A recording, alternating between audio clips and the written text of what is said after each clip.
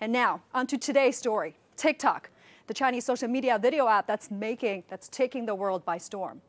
Launched in 2017, the Beijing-based developer ByteDance TikTok let users create and share short lip-sync, comedy, and talent videos. And so far, TikTok has surpassed 1.5 billion downloads on the Apple App Store and Google Play, and that's according to the mobile data firm Sensor Tower. It is the third downloaded non-gaming app this year, and to put that into perspective, it's ahead of Facebook and Instagram, and just behind WhatsApp and Messenger.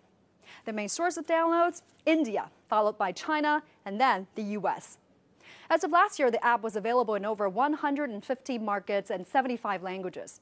Young people love it, celebrities use it, and is growing by leaps and bounds. But of course, the faster a company rises, the sooner the scrutiny follows, especially if the company is Chinese, as it seems. And after TikTok got big in the United States, some critics started branding the app as, you guessed it, a threat to national security. Now, they allege TikTok could share users' data with its Chinese parent company ByteDance, and in turn, the Chinese government.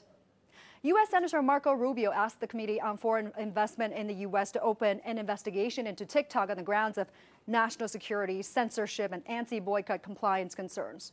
So to address these concerns and make clear the division between TikTok and the Chinese government, the company released an official statement on its website that says, "We store all TikTok users' data in the United States with backup redundancy in Singapore, and our data center are located entirely outside of China, and none of our data is subject to Chinese law. Further, we have a dedicated technical team focused on adhering to robust cybersecurity policies and data privacy and security practices."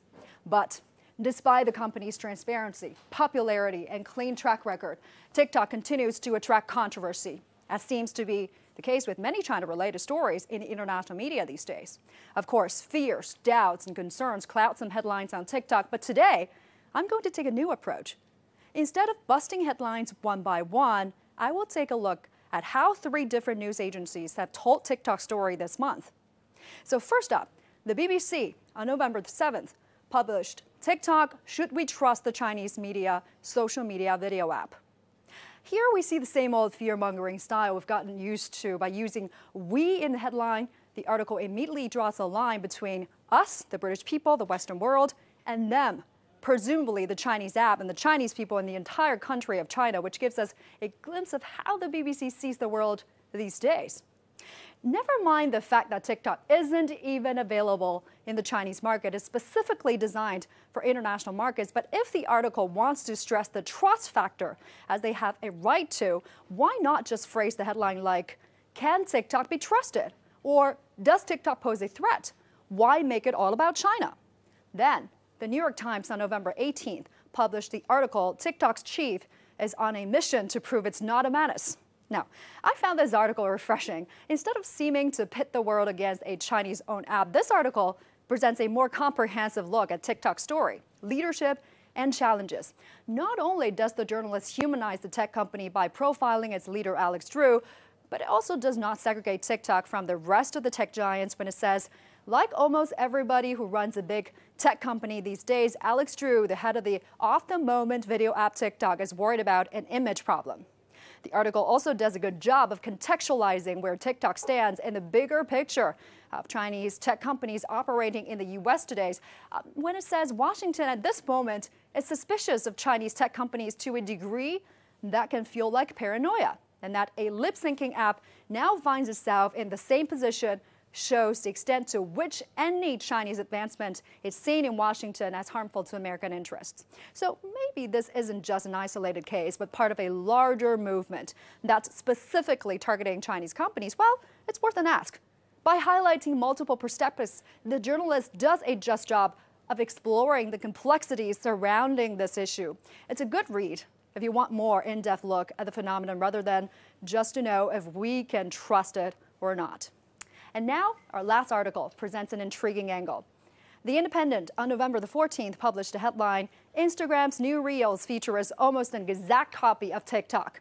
Well, it says Instagram has launched a new tool called Reels that borrows some of the most popular features of social media upstart TikTok. Adding Reels allows users to create music videos for up to 15 seconds, the same length of time allowed on TikTok.